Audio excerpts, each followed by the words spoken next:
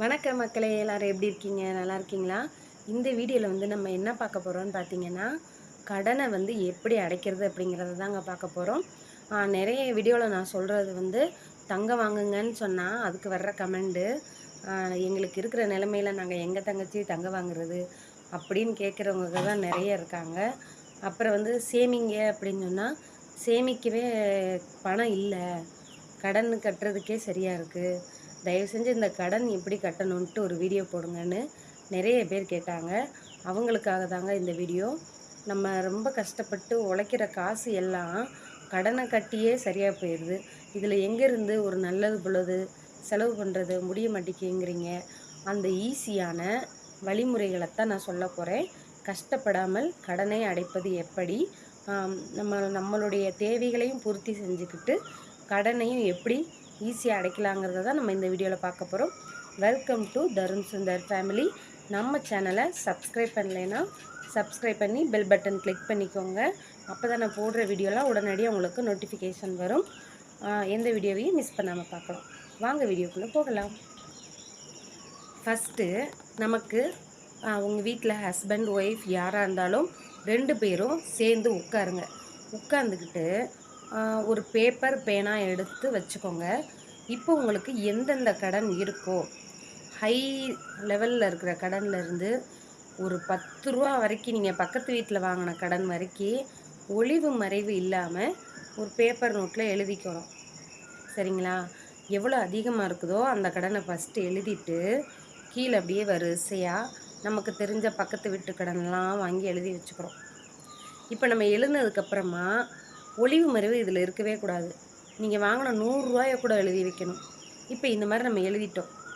First நம்ம செய்கிற தப்பு என்ன தெரியுமா? கடன் கொடுத்தவங்கள பார்த்தா ஓடுறது.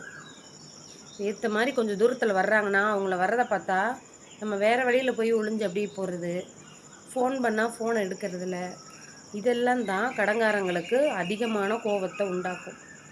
நம்ம வாங்கின கடனை தீர்க்க முடியலன்னா எப்படி நமக்கு கஷ்டமாக இருக்கோ, அதே மாதிரி கொடுத்தவங்களுக்கு நம்ம பணம் ஏமாந்து போயிடுமோ அப்படிங்கிற வருத்தத்தில், அவங்க பயத்தில் அவங்க வந்து உங்களை வந்து டார்ச்சர் பண்ண ஆரம்பிக்கிறாங்க. அப்போ நீங்கள் நேராக சொல்லணும், இந்த மாதிரி நீங்கள் கொடுத்த பணத்தை நான் விவசாயத்தில் போட்டேன், நஷ்டமாயிருச்சு. இந்த மாதிரி நீங்கள் கொடுத்த பணத்தை ஒரு வியாபாரம் ஆரம்பித்தேன், நஷ்டமாக போயிருச்சு. உங்கள் பணத்தை பற்றி பயப்படாதீங்க, கூடிய சீக்கிரத்துலேயே நான் திருப்பி கொடுத்துட்றேன்னு அவங்களுக்கு நம்பிக்கை கொடுங்க. இதுதான் ஃபஸ்ட்டு கடன்காரங்கக்கிட்ட இருந்து நம்ம சேஃபாக நிம்மதியாக இருக்கிறதுக்கான முதல் வழி. அப்போ பேங்க்லலாம் வாங்கினா எப்படிங்கன்னா, பேங்கில் வாங்கின கடனை நீங்கள் ஒரு மாதம் அடைக்கலைன்னு வச்சுக்கோங்க, அதுக்கு லேட்டு வட்டி போடுவாங்க. தயவு செஞ்சு நான் சொல்கிற இந்த பாயிண்ட்ஸ் எல்லாம் புரிஞ்சுக்கோங்க. அதிகமாக வட்டி கொடுக்குற பேங்க்லேருந்து கடன் வாங்காதீங்க. அதிகமாக கொடுக்குற பேங்கில் வாங்கினா என்ன ஆகும்? நம்ம வாங்கின முதலை விட 3 மடங்கு நம்ம அதிகமாக கட்டுற மாதிரி ஆகும். இது என் அனுபவத்தில் சொல்கிறேன். நாங்கள் ஒரு தனியார் வங்கியில் கடன் வாங்கினோம். நாங்கள் வாங்கினது என்னவோ 5 லட்சம். ஆனால் நாங்கள் கட்டுனது எவ்வளோ தெரியுமா? 7,3/4 லட்சம் நாங்கள் கட்டியிருக்கோம். அப்போ அந்த 2,3/4 லட்சம் எது? வட்டி, லேட்டு வட்டி, ஸ்பீடு வட்டி. யாருக்கு வட்டி கட்டணும்? நம்ம எதுக்கு வட்டி கட்டணும்? கவர்மெண்ட் பேங்கில் நிறைய ஸ்கீம்லாம் இருக்குது. அதெல்லாம் நிறைய பேருக்கு தெரியறதே இல்லை. கவர்மெண்ட் பேங்க்லையே நம்ம வந்து நகையை அடகு வச்சா கம்மியான வட்டி இருக்குது. ஏசியெல்லாம் மாட்டி இருக்கிற வங்கியை விடுங்க, காற்று ஆடுற வங்கிக்கு போங்க. கூட்டம் நிறைய இருக்கிற பேங்குக்கு போகாதீங்க, கூட்டமே இல்லாத பேங்குக்கு போங்க. அந்த பேங்கு ஏசி ஈசி போட்டு சும்மா குழுன்னு இருக்கு, அங்கே போனால் நம்ம எவ்வளோ கேட்டாலும் கொடுத்துருவாங்க அப்படிங்கிற பேங்குக்கு போகிறத விட்டுட்டு, இந்த பேங்குக்கு போனால் இவ்வளோ தாங்க தருவாங்க, அதுக்கு மேலே தரமாட்டாங்க, ஏசி இல்லாத பேங்கை பார்த்து போங்க. அதுதான் கவர்மெண்ட் பேங்கு, வட்டி கம்மி தான். தள்ளுபடி பண்ணுவாங்களா எங்கேயாச்சு? இங்கே தமிழ்நாடு கூட்டுறவு பேங்கு போங்க, பாண்டியன் பேங்கு போங்க. இந்த பேங்க்லலாம் வட்டி ரொம்ப கம்மி. அங்கே வந்து கடனை வாங்குங்க. நான் கடனை வாங்குறதை என்கரேஜ் பண்ணலை. ஒரு ஆத்திர அவசரத்துக்கு நம்ம கடன் வாங்கி தானே ஆகணும். அப்போ என்ன செய்வீங்க? இப்போ நம்ம பிள்ளைங்கள ஸ்கூலில் சேர்த்தே ஆகணும், ஒரு காலேஜில் பணம் கட்டியே ஆகணும், ஒரு மருத்துவ செலவு, அவசர மருத்துவ செலவு, நம்ம அதுக்கெலாம் கடன் வாங்கி தானே ஆகணும். தயவு செஞ்சு கவர்மெண்ட் பேங்கு நிறைய இருக்குது, வட்டி ரொம்ப கம்மியாக கொடுக்குற பேங்கு, அங்கே போய் கடன் வாங்கலாம். சரி, அடுத்து கடனை அடைக்கிறதுக்கு ஈஸியான டிப்ஸு அது என்னென்னு நம்ம இப்போ பார்க்க போகிறோம். ஃபஸ்ட்டு வந்து இப்போ நம்ம என்ன செஞ்சுருக்கோம், ஹை லெவலில் இருந்து கடனெல்லாம் எழுதியிருக்கோமா. இப்போ நம்ம என்ன பண்ண போகிறோம், இந்த பெரிய கடனை அடைச்சிட்டா எல்லா கஷ்டமும் தீர்ந்து போயிடும் நினைப்போம். அதுதான் தப்பு.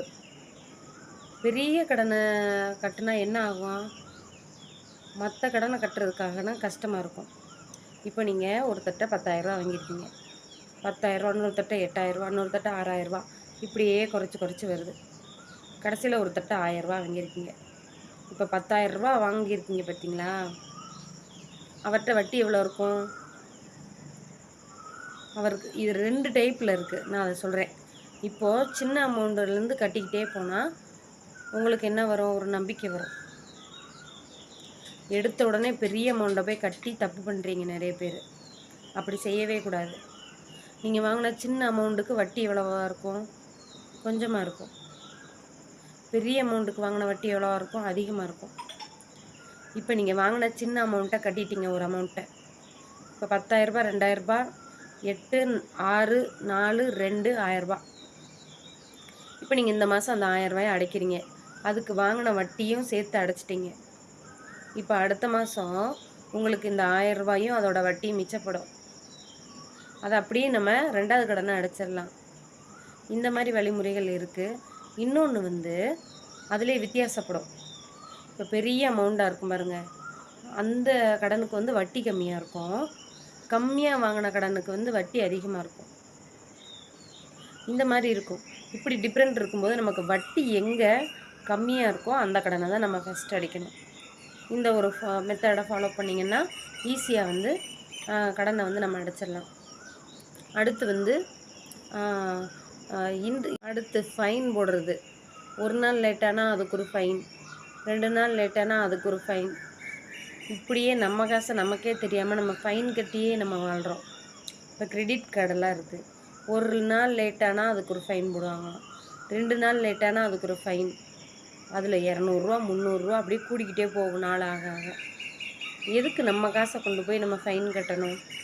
அதை கரெக்டாக அந்த தேதிக்குள்ளேயே நம்ம ஒரு பிளான் பண்ணி எடுத்து வச்சுட்டா அந்த 100 200 நமக்கு லாபம் தானே.